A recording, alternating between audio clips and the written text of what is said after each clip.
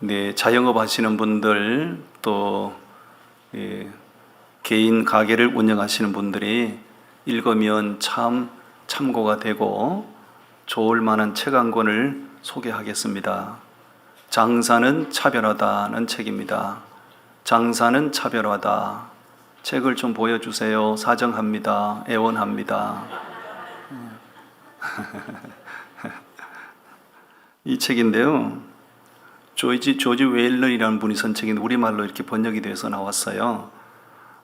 이 책에 보면 25가지 업종의 자영업자들이 소개가 되어 있는데, 미국에도 한국이나 마찬가지로 이렇게 대기업이 프랜차이즈 영업점을 막 만들어서 골목 상권을 장악을 한다든가 소상공인들을 문 닫게 한다든가 이런 일들이 미국에도 많이 일어나고 있거든요. 개인 자영업자는 자본이 한정이 되어 있지만은 이 대기업에서는 엄청난 자본력을 가지고 밀고 들어오잖아요. 지금 우리나라 같은 경우도 미용업계도 지금은 대기업에서 프랜차이즈 영업점을 막 만들어서 미용업계도 지금 그렇거든요. 그러니까 개인이 하는 미용실들은 경쟁력에서 떨어지는 거예요. 경쟁에서 밀리다 보면 자꾸 이제 문을 닫거나 이렇게 되는 거지요. 근데 이 책에 보면 25가지의 자영업 하시는 분들이 그 대기업과 맞서서 경쟁하다가 대기업을 무릎 꿇는 사건들이에요. 엄청난 일이죠.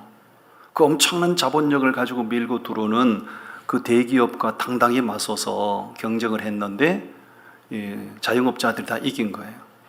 대형 기업들이 막 무릎을 꿇은 거예요. 그 이 책에 보면 그 비결이 쫙 나와 있어요.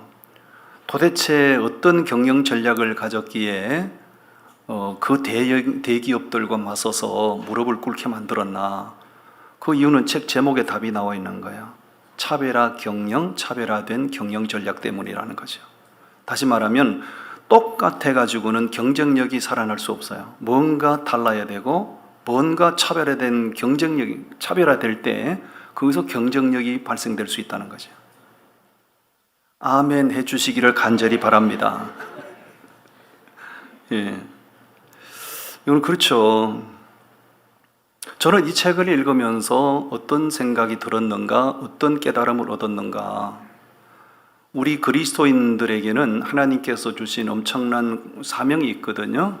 그건 뭐냐면 세상을 감동시켜야 되고 세상을 변화시켜야 되고 그리고 세상을 구원해야 되는 거죠. 이거는 모든 교회에 부여하신 사명이에요. 우리 하나님의 자녀된 성도들에게 부여해 주신 거룩한 사명이에요. 그런데 세상은 거대하잖아요. 우리는 매우 약하잖아요.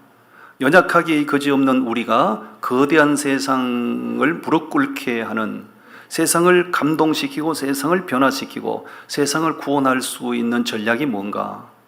그거는 우리가 뭔가 달라야 된다는 얘기입니다. 아멘.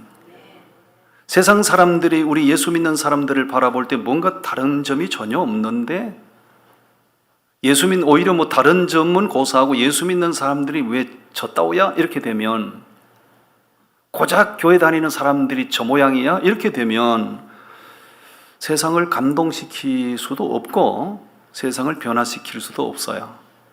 어떻게 우리가 세상을 감동시키고 세상을 변화시키고 세상을 구원할 수 있겠는가? 뭔가 우리는 달라야 됩니다.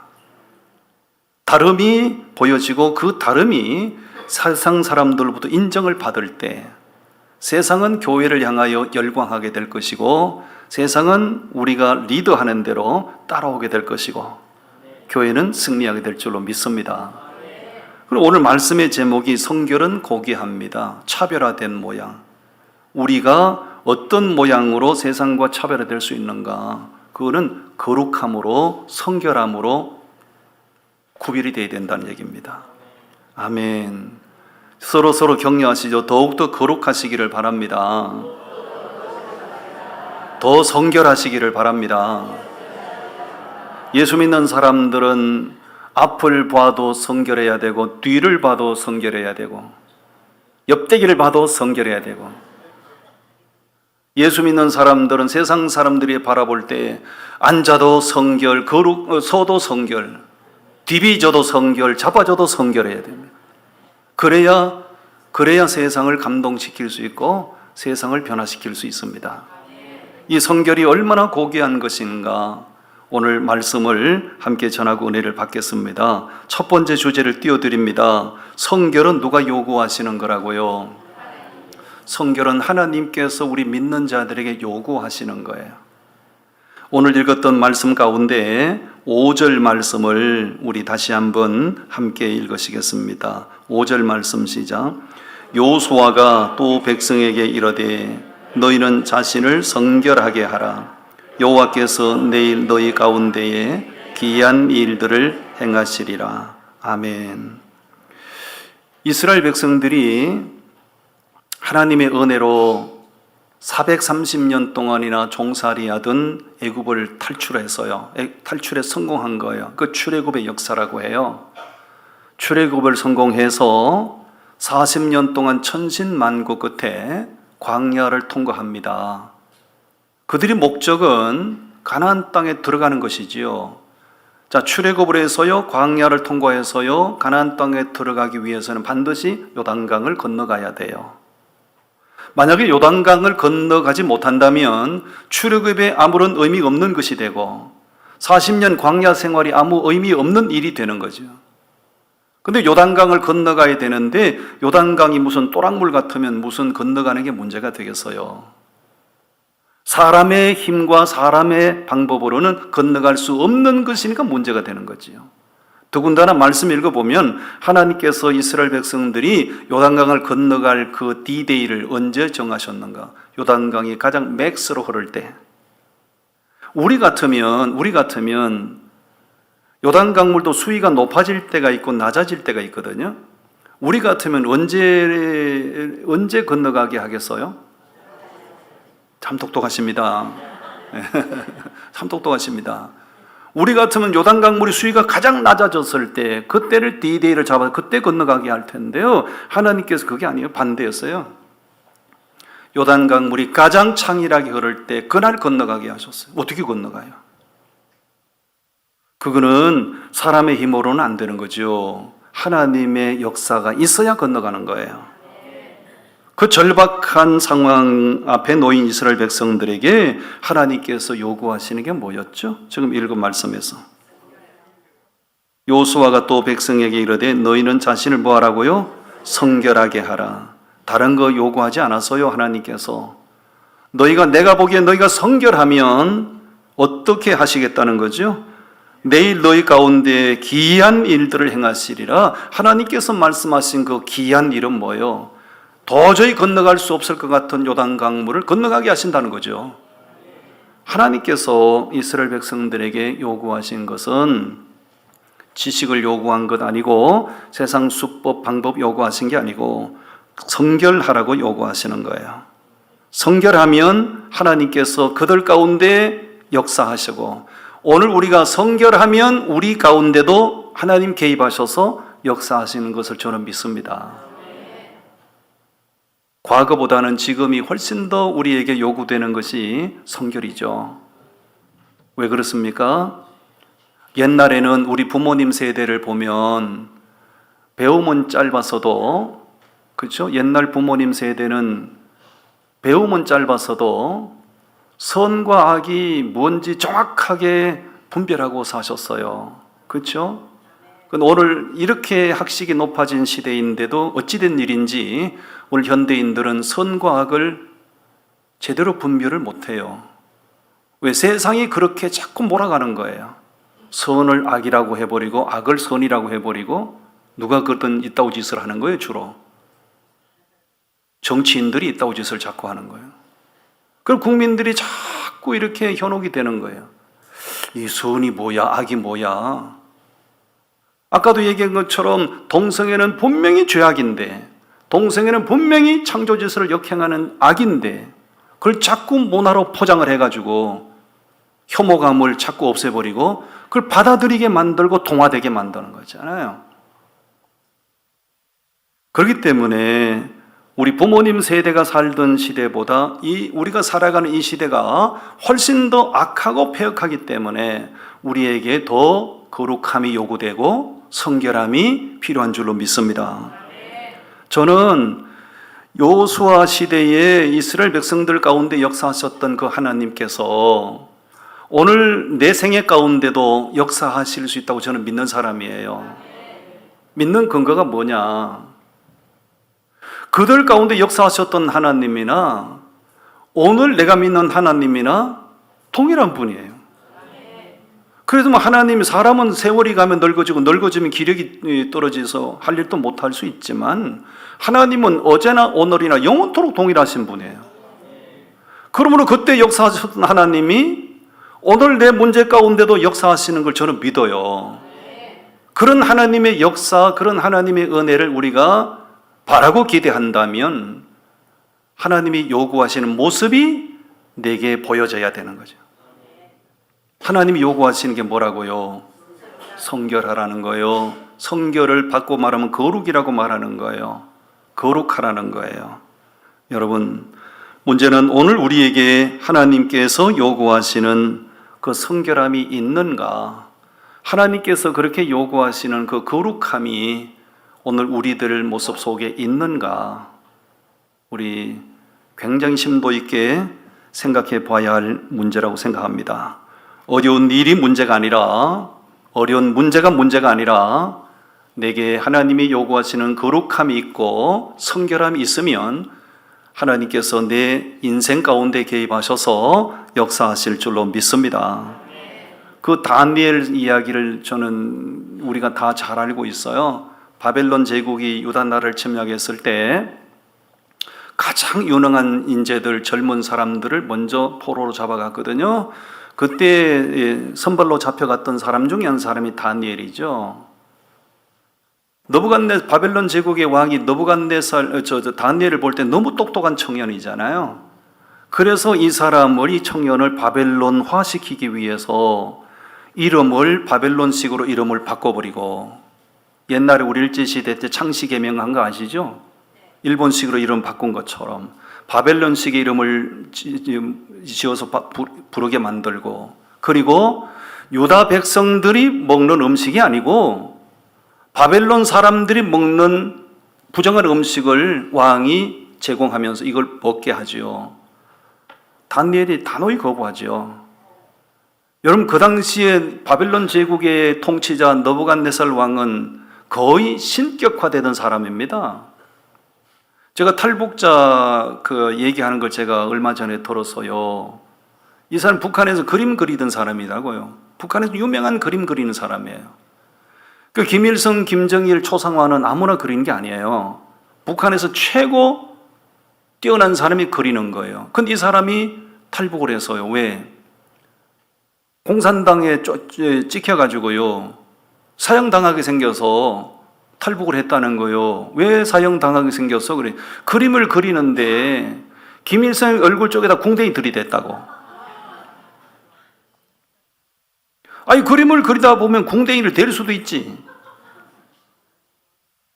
아니, 김일성 얼굴 그리는데 그 넓은 그림을 그리는 거 아니에요? 그러면 그림을 그리다 보면 궁뎅이가 닿을 수도 있고 발바닥이 갈 수도 있는 거 아니에요? 그게 신고가 돼가지고 이 사람이 역적으로 몰린 거야. 감히 김일성 수령님 아바이 얼굴에다가 궁뎅이 들이매. 그래가지고 자식을 데리고 목숨 걸고 탈북했다는 거예요. 북한에서는 4월 달이 되면 태양절이라고 김일성이를 하늘의 태양으로 신격화하는 거 아니에요? 태양절이 되면 다 김일성 부자 동상 앞에 가서 뭐 해요? 절해하잖아요.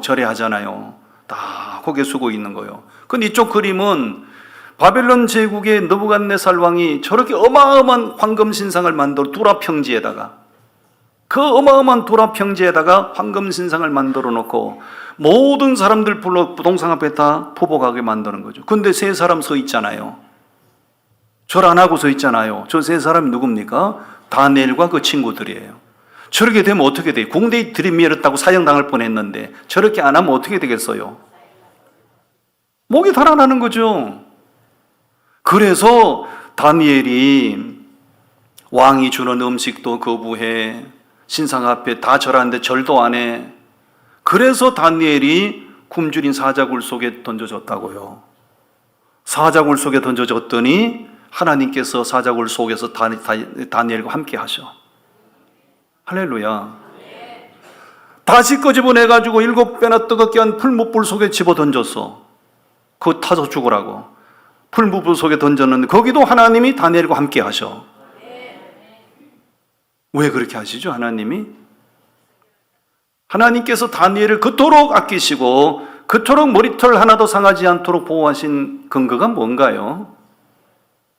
거룩한 사람, 성결한 사람, 하나님의 사람으로서의 명확한 정체성, 그 믿음의 정체성을 지키기 위해서 다니엘은 목숨을 걸었던 거잖아요.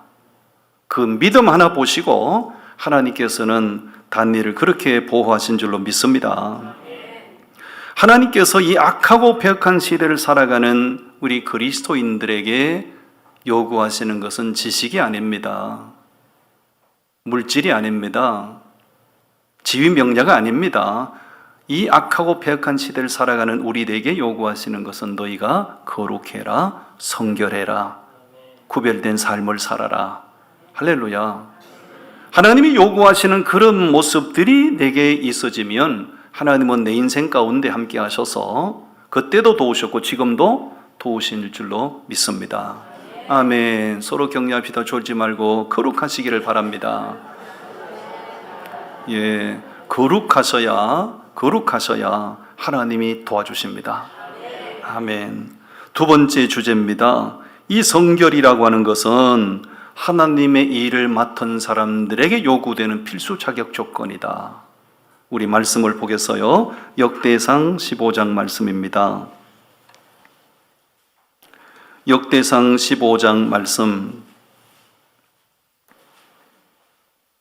12절 말씀을 우리 같이 읽으시겠습니다. 역대상 15장 12절 말씀을 함께 읽겠습니다. 시작. 그들에게 이르되 너희는 레위 사람의 지도자이니 너희와 너희 형제는 몸을 성결하게 하고 내가 마련한 곳으로 이스라엘의 하나님 여호와의 궤를 메어 올리라. 아멘. 자, 말씀 다시 보십시오. 그들에게 이르되 너희는 레위 사람의 누구라고요? 지도자인. 그들에게 부여진 일이 있어요. 그들이 감당해야 될 일이 뭐지요? 그 12절 말씀 끝에 보니까 하나님의 궤를 메고 예루살렘으로 운반하는 일을 맡긴 거예요. 그것은 어마어마하게 중요한 하나님의 일이 그들에게 맡겨진 거예요. 여러분, 그 엄청나게 중요한 일을 맡기면서 하나님께서 원하시는 말씀이 뭐요? 하신 말씀이 너희가 뭐 하라고요? 성결해라. 성결해야 된다. 너희가 하나님의 중요한 일을 맡았잖아. 너희가 하나님의 중요한 일을 감당해야 되잖아. 너희에게 반드시 이게 있어야 돼. 그게 뭐예요? 성결하라 하는 거예요. 성결하라. 성결함이 하나님의 일꾼 될 수 있는 자격인 줄로 믿습니다. 성결하지 못한 사람이 교회 중직자가 되잖아요. 거룩하지 못한 사람이 주의 종이 되잖아요. 그러면 그 사람은 어떤 방법을 앞세우는가? 자기 방법 앞세워요. 성결하지 못한 사람이 교회 안에 직분자가 되면 세상 방법 앞세워요. 그렇게 하다가 망한 사람이 우사와 아요란 사람이었죠. 우사와 아요는 레위 지파에 속한 사람이었고 그들에게 여호와의 언약궤를 운반하는 일을 맡겼어요. 그런데 이 두 사람이 어떤 방법으로 그 일을 하려고 했죠? 수레를 만들고 송아지로 하여금 그 수레에 언약궤를 싣고 송아지가 끌고 가게 만들었어요. 제가 물어보겠습니다. 하나님께서 말씀하신 방법은 어깨로 메고 가라고 하신 거거든요. 그런데 우사와 아요는 어떻게 운반하려고 했죠? 수레에 싣고 갔어요. 자, 두 사람 1대1로 마주 보시고 물어보세요. 메고 가는 게 쉽겠나? 싣고 가는 게 쉽겠나?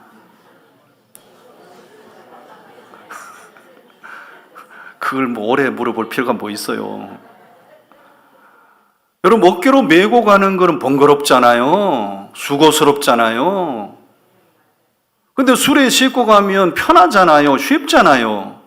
근데 오사와요가 하나님께서 하라고 하신 방법대로 하지 않고 수레를 만들고 그 세상 방법대로 하나님의 언약궤를 운반하려고 가다가 사단이 벌어진 거예요. 낙원의 타작마당에 이르렀을 때 소가 펄쩍펄쩍 뛰니까 하나님 수레에 실렸던 하나님의 언약궤가 덜커덩 떨어지려고 하니까 자기 딴에 생각한다고 덜썩 잡았다가 하나님의 벼락 맞아 죽었다. 그제서 진노로 죽었다. 우리에게 주는 깨달음이 참 크죠. 여러분, 하나님의 일은 하나님의 방법대로 해야 됩니다. 하나님의 일을 하면서 자꾸 세상 방법대로 하려고 하여 하나님의 일을 하면서 자꾸 자기 방식대로 하려고 해요. 그런 사람은 수고할 대로 다 수고하고 아무것도 얻을 게 없어요. 그래서 누가 하나님의 일을 하나님의 방법대로 할 수 있는가? 성결한 사람이 직분자가 돼야, 성결한 직분자가 하나님의 방법대로 하나님의 일을 하는 거예요. 아멘. 여러분, 흰담비라는 그 동물이 있거든요. 북극에 사는 동물인데 지금 되게 귀엽죠. 흰담비라는 동물인데 저 흰담비 털은 정말 비쌉니다. 흰담비 털이 너무 고가에 판매가 되기 때문에 사냥꾼들이 저 흰담비를 많이 포획을 하려고 노력을 해요. 그래서 어떤 사람이 이 흰담비를 어떻게 포획을 하고 잡을까, 사냥을 할까 하다가 흰담비의 속성을 연구했다는 거죠. 흰담비는 짐승이지만 자기 흰 털을 더럽히는 걸 용납을 못한다. 그래서 흰담비가 출입한 구멍을 딱 보고 있다가 흰담비가 구멍을 빠져나오면 얼른 가서 구멍 입구에다가 똥칠을 해놓는 겁니다. 지저분한 거 막 발라놓는 거예요. 사냥꾼에게 쫓기던 흰담비가 자기 저 구멍으로 쑥 들어가려다 보니까 어머나 똥이 발렸네. 이게 뭔가 더러운 것들이 막 발려있네. 그럴 때 흰담비는 자기 흰 털에 더러운 것을 묻히는 것보다는 사냥꾼에게 잡혀서 죽음을 선택한다는 거죠. 사람보다 나아요. 사람보다 낫다고. 뭐 사람들은 뭐 똥이든 뭐든 그나 좋습니다 하고 그냥. 참 이 흰담비에 대한 이야기를 읽으면서 야, 사람보다 낫다. 우리는 거룩이고 나발이고 성결이고 나발이고 뭐 돈 몇 푼 생긴다면 그냥 다 던져버릴 수 있는데 흰담비는 자기 흰 털을 더럽히기보다는 사냥꾼에게 잡혀 죽음을 선택한다.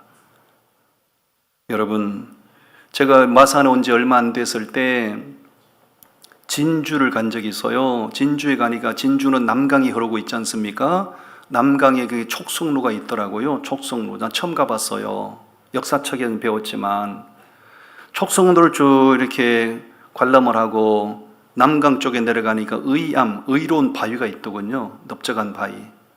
바위를 의로운 바위라고 붙여놨더라고요. 그래서 쭉 그 역사 내용을 읽어봤더니 그 바위가 왜 의암인가? 1593년도에 일본이 우리 조선을 침략했지 않습니까? 그 임진왜란 아닙니까? 1593년도에 이제 3대 대첩 중에 하나인 진주 대첩에서 진주성이 무너졌어요. 그러니까 일본 왜군들이 진주를 완전히 점령을 하고 진주의 기생들을 불러서 파티를 여는 거죠. 진주 기생들을 막 범하려고 하는 거죠. 그때 논개라는 기생이 자기를 범하려고 하는 왜군을 유인해서 그 바위로 유인해서 거기서 네 같은 놈한테 내 몸을 바칠 바에는 함께 죽자 이놈 새끼야. 그래가지고 둘이 껴안고 그냥 투신해서 죽어버렸다는 거예요. 그래서 이 논개는 의기라고 합니다. 의기. 의로운 기생. 나라를 건진 사람. 예. 무슨 얘기인지 알아들으시나 모르겠네. 예. 여러분, 당신 같은 침략자들에게 내 몸을 더럽히느니 내 몸을 강물에 던져 나는 죽음을 선택하겠소. 의기라고 부르기 합당한 여자지요. 여러분, 하나님의 일꾼된 사람들에게 요구되는 것은 지식이 아닙니다. 똑똑한 게 아닙니다. 거룩함과 성결함이 요구되는 거예요. 여러분 집에도 뭐 찬장 속에 많은 그릇들이 있겠죠? 다양한 그릇들이 있겠죠? 여러분 매일 밥상에 올라오는 그릇은 비싼 그릇이 올라옵니까? 깨끗한 그릇이 올라옵니까? 깨끗한 그릇이 올라옵니다. 깨끗한 그릇. 아무리 비싸도 지저분한 그릇은 그건 활용 가치가 없는 거예요. 그건 고물상에 가야 되는 거예요. 싸구려 그릇이라도 깨끗해야 밥상에 올라와서 애용될 수 있는 거잖아요. 하나님께서는 어떤 사람을 쓰시는가? 깨끗한 사람, 성결한 사람을 쓰시고요. 하나님의 일을 맡은 사람은 성결해야 됩니다. 서로 격려합시다. 우리도 성결하시고 우리도 깨끗하시기를 바랍니다. 아멘. 성결하셔야 됩니다. 저도 더 성결한 목사 되기를 힘쓰고 교회 장로님들, 권사님들, 중직자분들 더 성결하셔야 됩니다. 아멘. 마지막 세 번째는 이 성결이라고 하는 것은 다시 오실 주님을 맞이할 수 있는 절대 조건이다. 우리 말씀을 출애굽기 19장에서 보겠습니다. 출애굽기 19장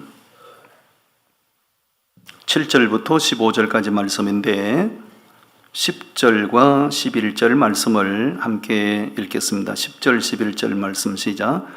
여호와께서 모세에게 이르시되 너는 백성에게로 가서 오늘과 내일 그들을 성결하게 하며 그들에게 옷을 빨게 하고 준비하게 하여 셋째 날을 기다리게 하라. 이는 셋째 날에 나 여호와가 온 백성의 목전에서 시내산에 강림할 것임이니. 온 백성들이 보는 앞에서 뭐 하시겠다고요? 하나님께서 시내산에 강림하시겠다고요. 여러분, 출애굽하던 이스라엘 백성들에게 이 시내산이라고 하는 거는 그 이집트에 있는 시나이 반도 그 꼭지점에 있는 산이잖아요. 이스라엘 백성들이 가나안 땅을 향해서 가던 이스라엘 백성들의 행진을 멈추시고, 그리고 하나님께서 주신 말씀은 내가 시내산에 내가 강림할 거다. 엄청난 사건이죠. 말로만 들었던 하나님, 도무지 눈에 보이지 않는 하나님, 그 하나님이 자신들을 애굽에서 구원해 주신 그 하나님이 시내산에 강림하시겠다는 것, 엄청난 사건이죠.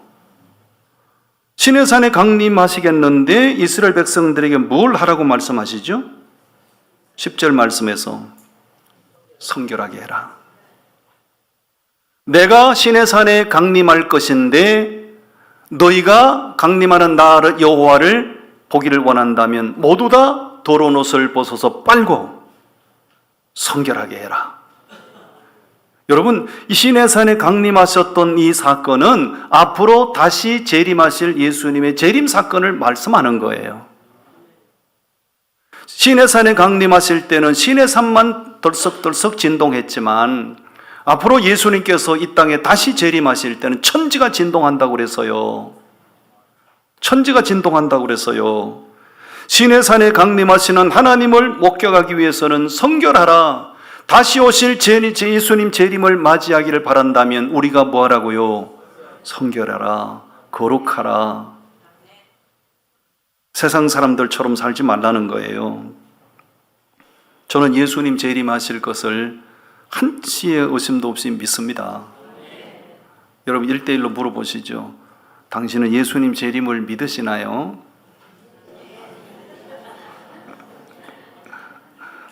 못 믿겠다는 분은 오늘 예배 후에 다 남으시기를 바랍니다. 특별 레슨을 받고 가시게. 지금은 예수님 재림하실 날이 진짜 너무너무 임박한 것 같아요. 너무너무 임박한 것 같아요. 여러분, 누가복음 21장 11절에 보면 예수님 재림하실 때가 되면 이런 일들이 지구촌에 빈번하게 발생할 거다 하고 기록된 말씀이 있어요. 거기 보면 예수님 재림하실 때가 되면 지구촌에 세 가지가 빈번하게 일어난다고 예언했거든요. 하나는 지진이 빈번하게 일어날 거라고 얘기했고요. 두 번째는 엄청난 전염병, 온역은 전염병이거든요. 감당할 수 없는 전염병이 일어난다고 말씀했고요. 세 번째는 심각한 기근 현상. 심각한 기근 현상이 일어난다고 말씀해요. 여러분, 지구촌에서 식량이 자급자족되는 나라는요, 이 지구촌에서 한 두세 나라밖에 안 돼요. 나머지는 다 식량 수입해서 먹고 사는 나라예요. 우리나라는 식량이 자급자족 되나요? 안 되나요? 절대 안 되죠. 절대 안 됩니다. 지구촌에 먹지 못해서 매일매일 죽어가는 사람이 여러분 1,500만 명씩이라고. 먹지 못해서 죽어가는 사람이. 기근 현상은 갈수록 심화될 거예요. 왜? 뻔하잖아요. 기상이변 현상은 갈수록 심해지고 농사 안 되죠. 식량 수확은 급감하게 되고 굶어 죽는 사람들이 더 많이 될 거예요. 그리고 다니엘 선지자가 마지막 종말 예수님 재림하실 때가 되면 두 가지 현상이 뚜렷해질 거라고 얘기해서요. 그 이제 다니엘서 이제 띄우는 거야. 다니엘서. 다 같이 한번 읽어보시죠. 시작. 다니엘아, 마지막 때까지 이 말을 간수하고 이 글을 봉함하라. 많은 사람이 뭐하며? 빨리 왕래하며. 두 번째, 지식이 더해지고. 많은 사람이 초스피드로 다니는 시대가 될 것이고 지식이 최정점에 이르게 될 것이다. 마지막 때 심판날이 가까우면 세상은 이런 패턴으로 돌아갈 거라고 얘기했어요. 그것을 상징적으로 보여주는 사건이 조금 전에 띄웠던 그 자료 화면 한번 보시죠. 서울에서 부산까지 시속 몇 킬로 달린다고요? 1200km로 달려요. 그래서 서울에서 부산까지 주파를 몇 분에 하는 거예요? 16분에 하는 거예요. 이것이 이제 현실화되는 거예요. 제가 KTX를 많이 이용하는 편인데 마산역에서 출발하면 서울역까지 딱 3시간이에요. 시속 290km, 300km로 달리거든요. 딱 3시간 걸려요. 그걸 비교해 보면 서울역에서 출발했는데 부산에 16분에 도착하는 거예요. 진공 터널을 만들어서 감당할 수 없는 이것은 제가 며칠 전에 이 9시 종합 뉴스를 보다가 준비한 자료인데요. 이게 이제 현실화 될 겁니다. 그럼 이걸 뭘 말해주는가? 다니엘 선지자가 예언했던 그 예언의 말씀이 현실화가 되는 거죠. 이런 것들은 성경을 알지 못하는 사람들은 얼마나 좋은 시대가 열리겠네, 왔다 좋겠다 하지만 그게 아니고요. 성경을 아는 우리들은 섬찟한 거죠. 왜요? 주님 오실 날이 가까웠다. 주님 오실 날은 심판날이거든요. 이런 시대, 종말이 너무너무 임박한 이런 시대를 우리는 살아가고 있는데 우리에게 요구되는 게 뭐라고요? 성결해라. 세상과 동화돼서 살지 말아라. 세상 가운데 살고 있지만 세상 가운데서 차별화된 삶을 살아라. 우리 더 거룩해지시고 더 성결해지시고 세상 사람들과 뭔가 구별된 그런 삶을 살아가시게 되기를 바랍니다. 아멘. 기도하겠습니다.